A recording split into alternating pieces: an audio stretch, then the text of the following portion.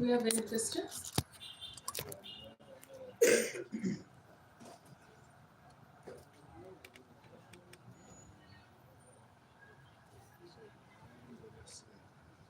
Good afternoon to you. Good afternoon, Maria. Maria, good day to you. Thank you for considering Ugandans to give them back in this way. I'm inquiring about the foreigners, like those ones who are going to play. You very well know that we have Senegalese around here and Sudanese. What is their take on that? Okay. And then I just want you to tell us about how CAF has so far, the feedback from CAF so far regarding the previous match, whereby 3/4 of the pitch was completely empty. Are we going to be considered in other coming tournaments, matches like that? Thank you. Okay. Let me respond to Mariam. Oh, okay. Go ahead. Musa mujimba nyebale gyonna gy'otusizaako engalo mu Jan. Ebibuuzo byange leero biri bibiri byokka. Tournament eno efundikiddwa Kabala Uganda tugenda kumaliriza lunaku lwankya. Ripooti gy'oyinza otuwa bimufunyeemu okubeera nga tufunye omukisa ogujjaza Jan n'okusoomoozebwa kwe musanze naddala nga tugenda okuba nga 2027 tugenda kuba tusaze empaka za AFCON. Then ekibuuzo ekirala kigenda kubeera nadde tukola story olunaku lw'eggulo abawagizi bagamba nti mu tournament endala ng'eziyinza okuba nga zijja ekyokwongera okuba nga abantu babasomesa okulaba emipiira kuba ng'omukyala kyaleese ekyokubeera nti ebisaawe gyabadde kikalu babagamba nti singa muteekawo nga bwe mukoze olwaliyo sabusigizi oba abantu okubongera okubannyonnyola ekikwatagana ku nsi yaabwe nga bw'olaba ebongereza ttiimu ne bwe bayaddayo dda abawagizi basigala bajja mu kisaawe nti singa muteekawo tickets nga omuntu asobola okulaba tournament yonna okusinga we bateekawo eno tiketi emu oba okulaba omupiira ogumu kiyinza okuba nga kyongera Uganda yaffe gyongera mu maaso n'ebyemizannyo neyanza neyanze. Thank you. Felix Manido, NTV. Yes, just one question. Would the local organizing committee consider the hosting of CHAN in Uganda as a success? And if there's anything that went short or where we fell short, what were those things and what can be done to iron them out? Okay. All right. Thank you. So let's begin with Mariam. The arrangements CAF has regarding funds from other countries. If you're a fund that is not related to a team that is hosted within the country, then you'll be treated just like any other person resident in Uganda or a citizen trying to buy tickets for a match. However, for funds that are associated with the national team that is hosted in the country, CAF has an arrangement and they always pass on this information to the visiting teams and their fans through channels that are well known by those teams. Then the national team makes arrangements to contact CAF and CAF avails those tickets to them through channels that are purely not handled by the hosting nation. So for example, Uganda is not responsible for the tickets for Senegalese fans, for Sudanese fans that want to come and watch their national teams. There's a mechanism where those teams are supposed to contact CAF and CAF gets them their tickets. I'll address the issue of not enough, or you say empty stadium or low attendance for matches, especially when the national team was not playing. It was not just about the semi-final, but also for the Guinea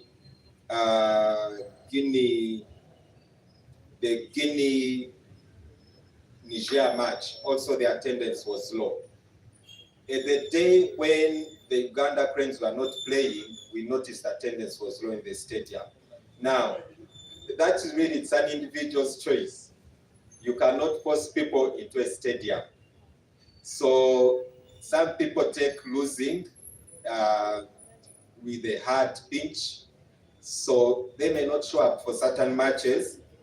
But for us, we believe that we need to demonstrate that we are there for all teams that come to our country to participate in a tournament.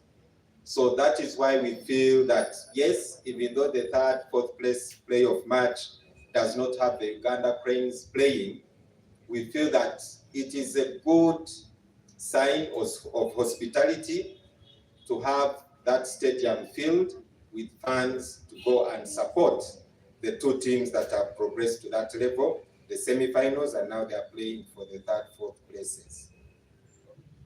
You asked about what we have benefited as a country.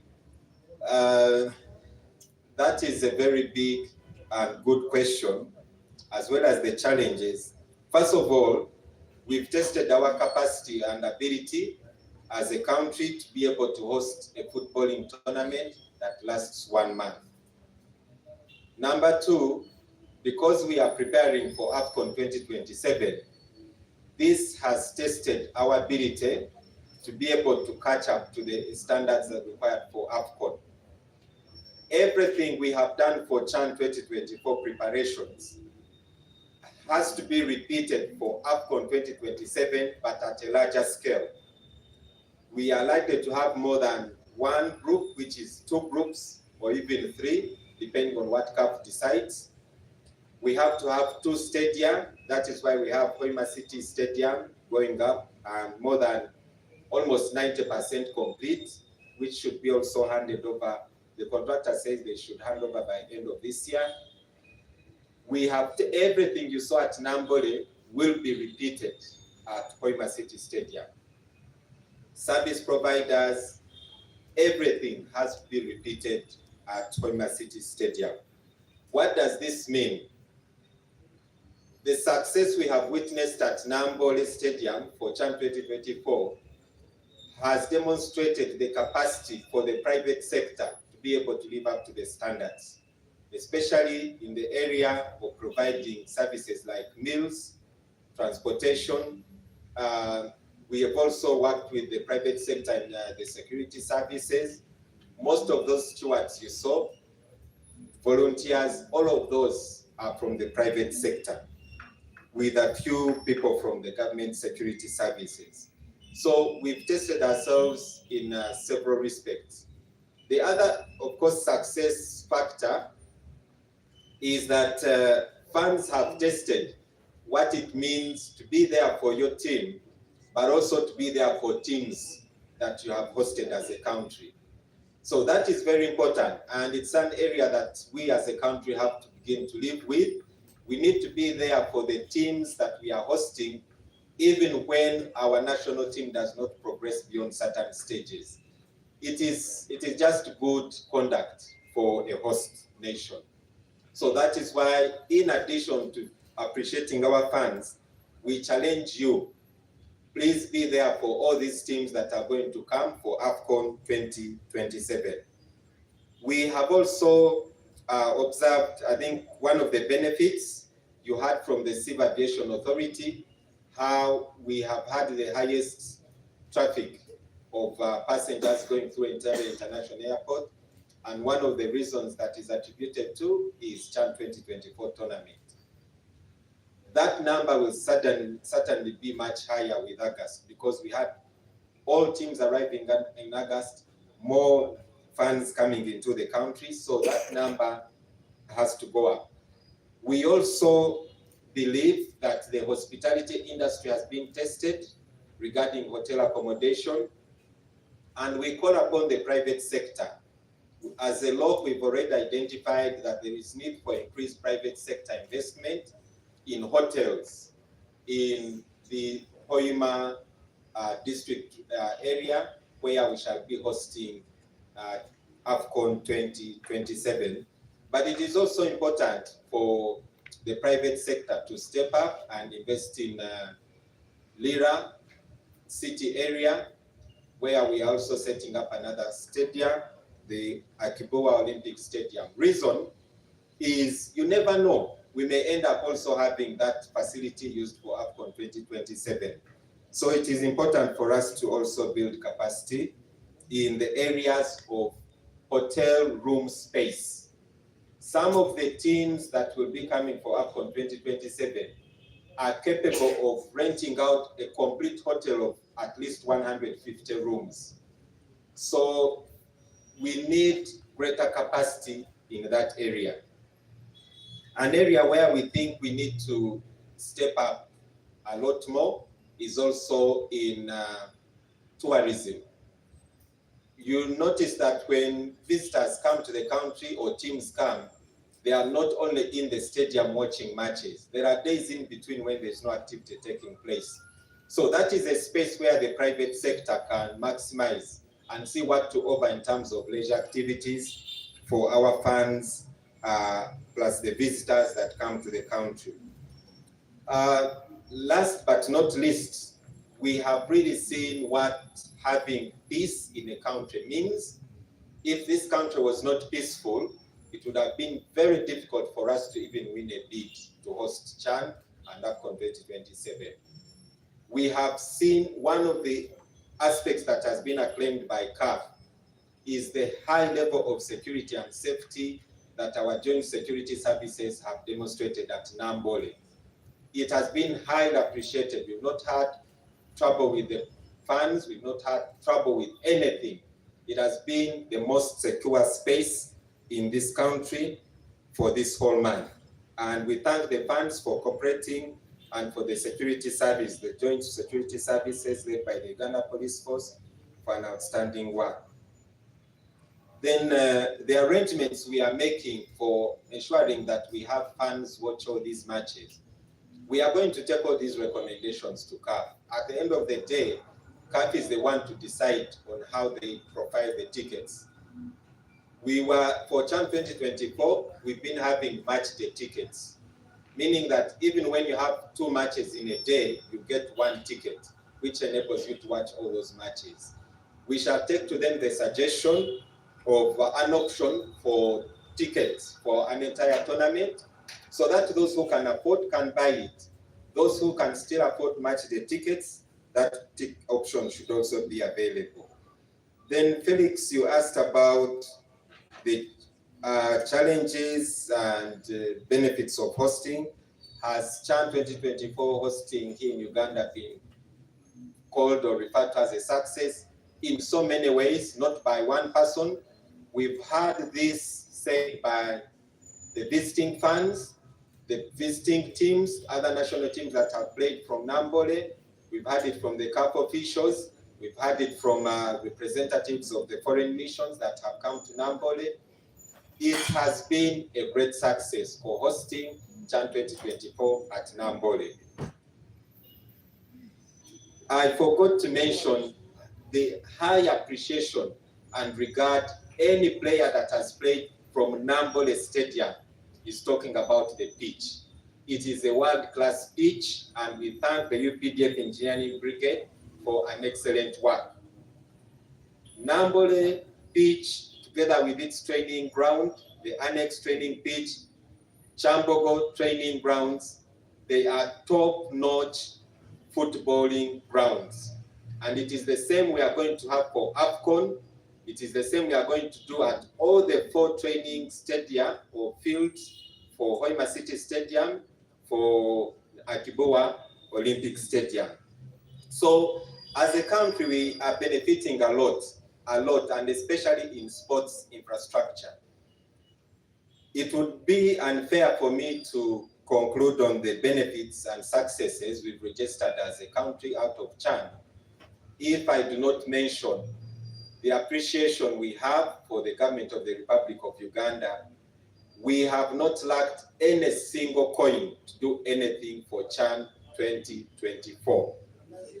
The money came, the money has come, and the money has done a great job. That is why we've had a very flawless, successful tournament co-hosting. Okay? Yes.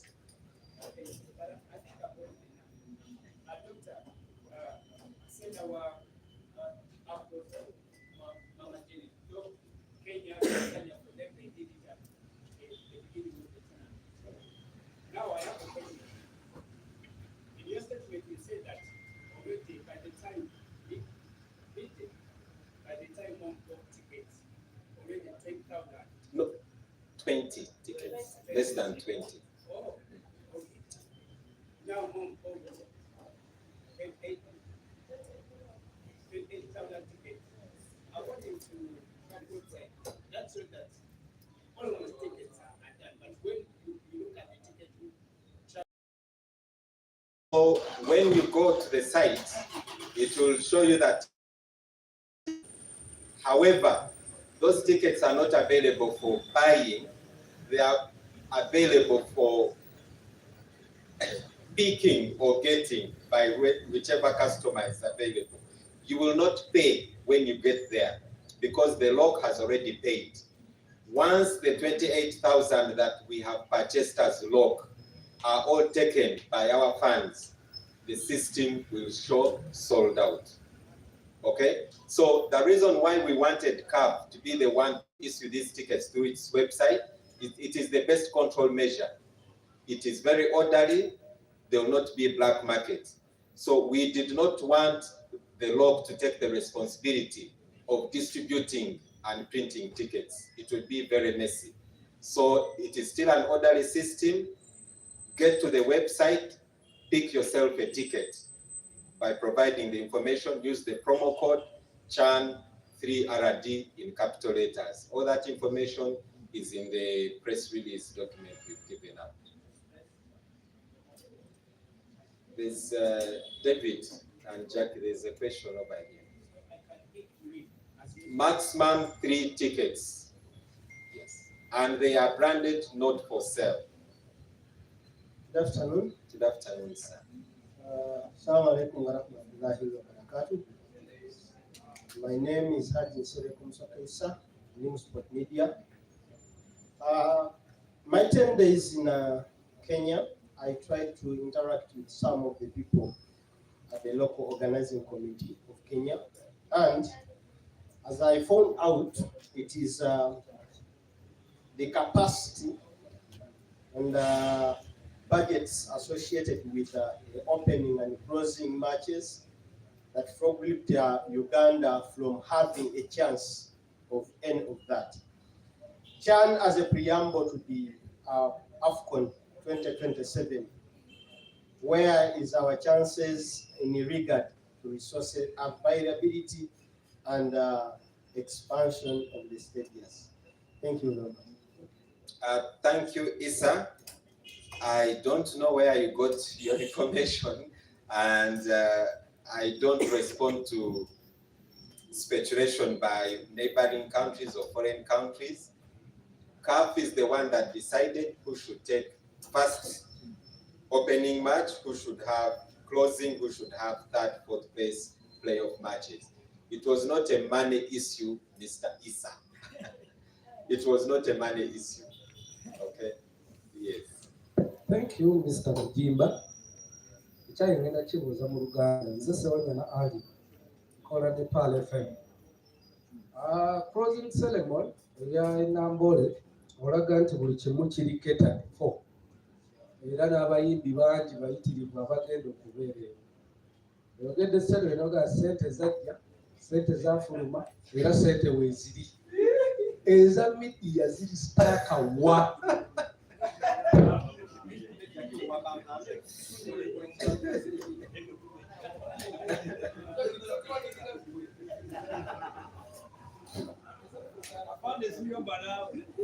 Okay, so let's have a brief summary in Uganda. Tuzze wano ng'akakiiko akalina obuvunaanyizibwa bw'enteekateeka ya zino empaka za CHAN 2024 ezatandika omwezi guno gw'omunaana, naye omupiira ogwasooka wano mu Uganda waliwo ennaku 4 omwezi ogw'omunaana e Nambole. kati zino empaka eza CHAN 2024 ziggwa ku lw'omukaaga nga 3 ogw'omwezi ogw'omunaana e Nairobi mu kisaawe kye bayita Kasarani Stadium. Naye ffe nga Uganda tuli eggwanga kwagwa 3 agafuna omukisa ogw'okukyaza zino empaka eza CHAN 2024. Tulina n'abaliraanwa baffe aba Kenya ne Tanzania. Tanzania CAF yagiwa obuvunaanyizibwa bw'okukyaza omupiira gwali kusooka opening match. Kenya nefuna omukiza gw'okukyaza omupiira ogusembayo gwe tuyita finals ogw'olwomukaaga ennaku nga 3. Naye ffe nga Uganda tulina omukisa enkya gw'okukyaza omupiira ogw'okusalawo ttiimu ki eri mu kifo ekyokusatu n'ekyokuna. Ekyo kye tuyita 3rd, 4th place playoff match ejja kubeera enamba omupiira gutandika ssaawa 12 ez'akawungeezi. Ekikulu nnyo ekitulese wano kyakutegeeza abaagalwa baffe abaagala kapiira nnyo fans nti ffe ng'akakiiko kana ka LOC tusazewo mu ngeri y'okusiima n'okwagala nnyo abantu baffe nti tubafunire tickets eziwera 28,000 28,000. Zino tickets tujja zisasulira nga tukozesa esente za gavumenti ze yatuwa okukola ki okutebeekanisa zino empaka. N'olwekyo sente za gavumenti si za CAF ate si za ssekinoomu. N'olwekyo okufuna ezo tickets gwe ng'omuwagizi oba bw'oba oyagala kutuuka enambula enkya mu match eno eja Senegal ne Sudan, genda ku mutimbagano gwa CAF guli gutubadde tutunzako tickets z'emipiira gy'emabega, weefunire tickets. Eyo ticket bw'otuuka ku mutimbagano ogwo gwa CAF tosasula ssente ng'okozesa MTN, Momo, Airtel oba Visa card ne Mastercard. Nedda, waliwo nteekateeka endala ebaddewo ku mutimbagano ogwo bagiyita promo code. Promo code mu bujjuvu ye promotion code. Kati eyo promo code ng'omaze kujuzamu amanya go, essimu yo ne email address tosasula, naye jjuza promo code ng'owandiika CHAN 3RD. CHAN 3RD. Eyo ye promo code gy'olina okuwandiika mu kifo ekyo omutimbagano gwa CAF. Awo bw'omala kati awo omutimbagano gusindika etiketi eri email yo oba ku ssimu. Ekikulu kiri nti tokkirizibwa okugula tickets oba kufuna tickets ezisuuka ku tickets 3. Ekyokubiri, kubanga tumanyi nti abantu bajja kutuuka kugenda ku mutimbagano ogwo mu bungi, mulina okusimba olunyiriri oba tugiyite queuing up.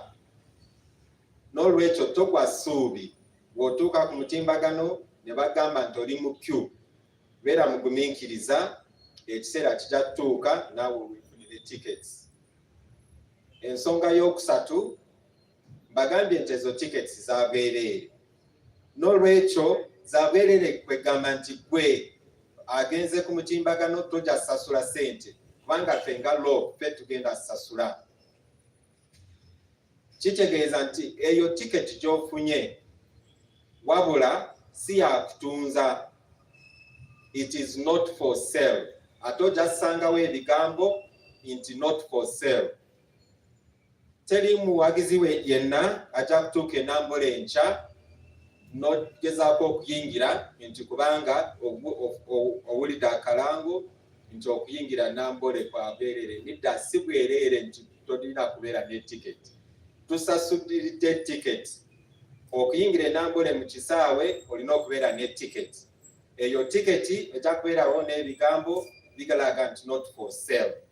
Ejja kubeera no all security features oba obubonero obulaga nti eno tiketi yentuufu si nkikuli ate tebajozizaamu bw'ebeera tiketi oba non-duplicate nti evudde eri CAF. Teri muntu yenna ajja kukkirizibwa okuyingira Nambole nga talina tiketi eyo eya lock ng'eraga nti not for sale. Waliwo ababuuziza ebibuuzo eby'enjawulo wano nti waliwo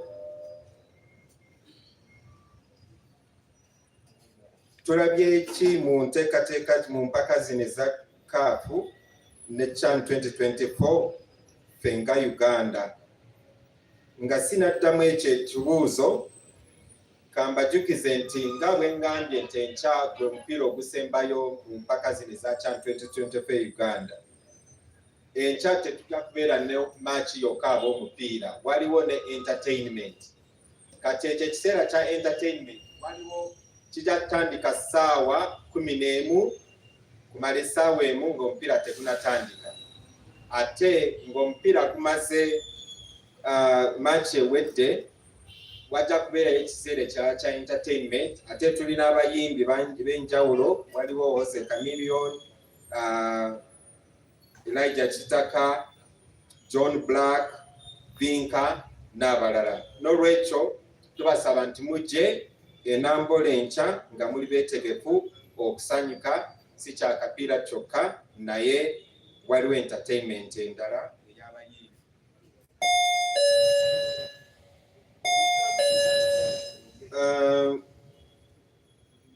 Tufunyemu ki ng'eggwanga mu zino empaka za CHAN?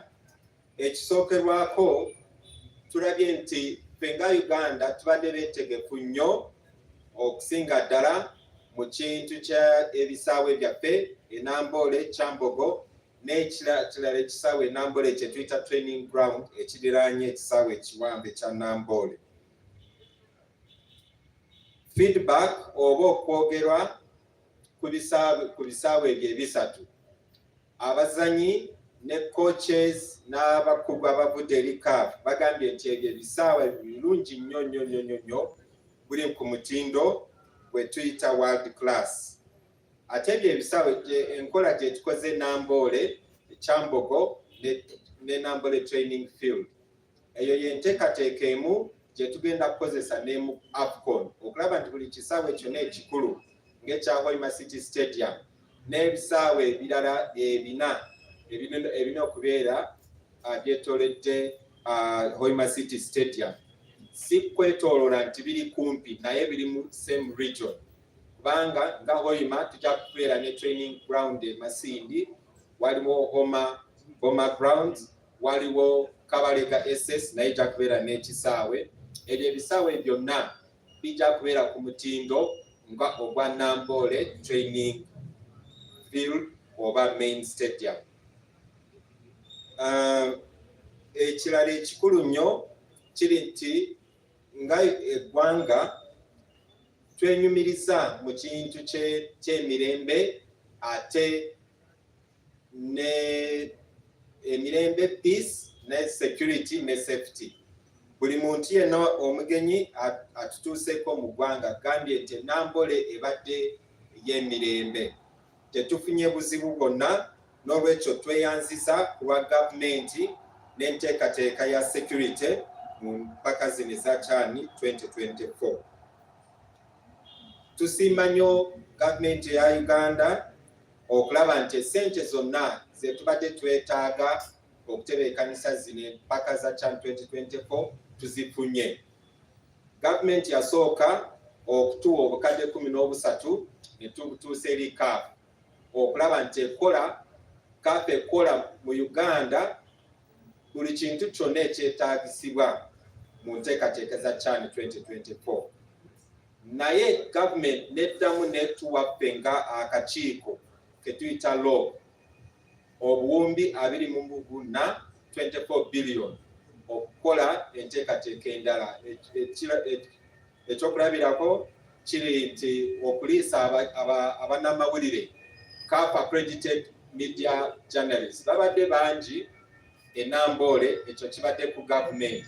Ate ekyo kyanjawulo si nti buli ggwanga eritebeekanisa zino empaka liwa emmere free of charge to journalists. So ekyo kikulu nnyo, ate abannamawulire batusiimye nnyo. Buli munnamawulire saaba bakyalidde Uganda bokka ne bano abaffe basiimye nnyo. Tubadde tubateekamu executive buses abannamawulire ve Kampala, Lugogo okutuuka e Nambole ne tubakomayo e Kampala. Ekyokusatu, ezo ssente tuzikozesa mu security yonna tubadde tusasulira oba ekozesa essente ezo eza obuwumbi 24.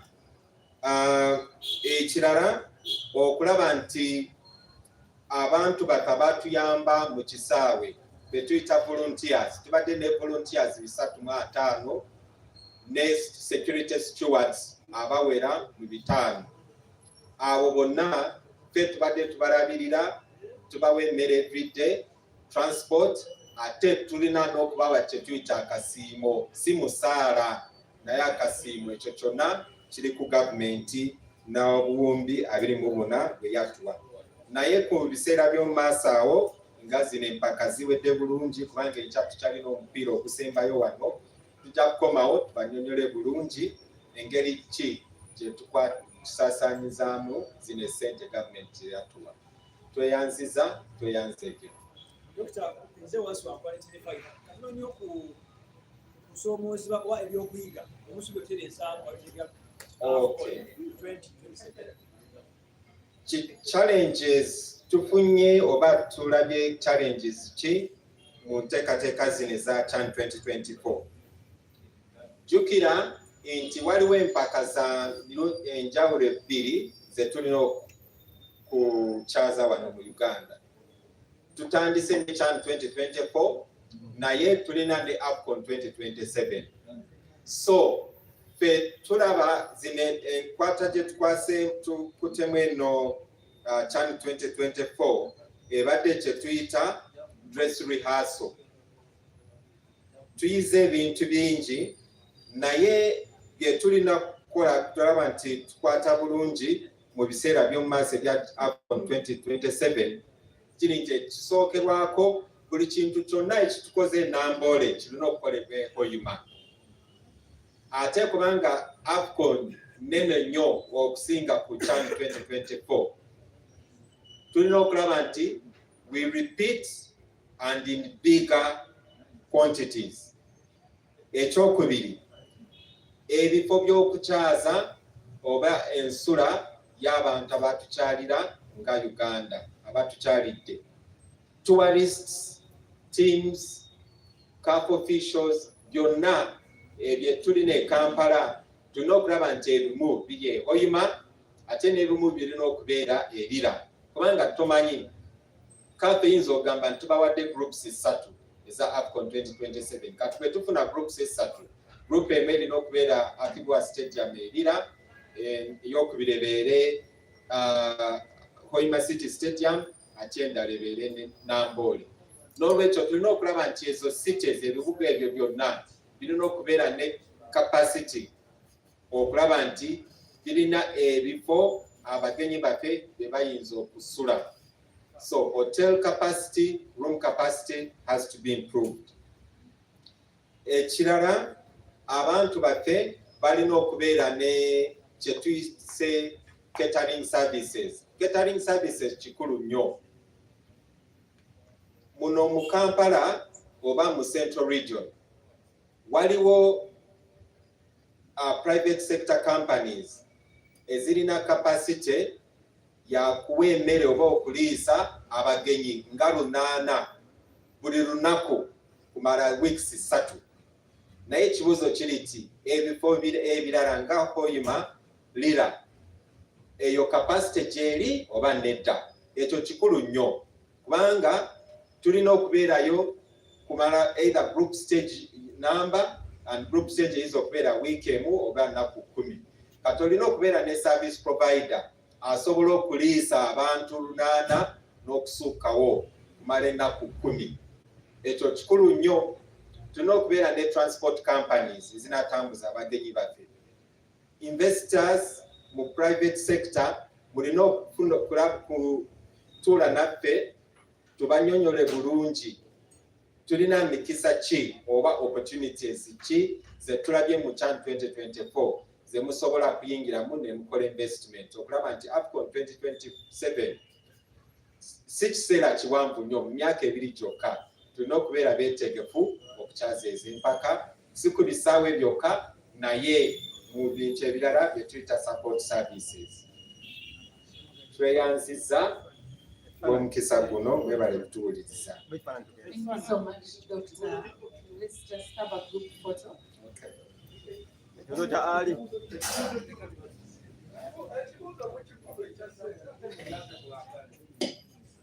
I think we move.